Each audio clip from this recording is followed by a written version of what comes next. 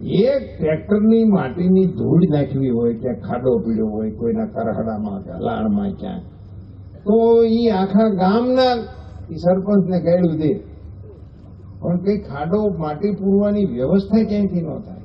આજે સ્થિતિ ઉલટી થઈ ગઈ છે મિત્રો.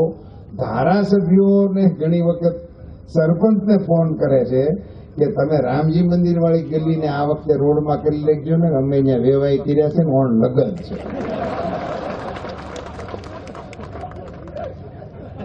કેવડો ફેરફાર કહેવાય આને, કેવડો ફેરફાર કહેવાય. કોઈ એને અને પંચાયતને પૈસા તો આપ્યા, અધિકાર આપ્યો, એનો ખર્ચ કરવાનો અધિકાર પણ પંચાયત. એમાં તમારે ગામમાં પાણીનું કામ કરવું છે, રસ્તાનું કામ કરવું છે, સફાઈનું કામ કરવું છે, આરોગ્યનું કામ કરવું છે, શિક્ષણનું કામ કરવું છે, તમને અધિકાર. અન્યથા ગામની અંદર કઈ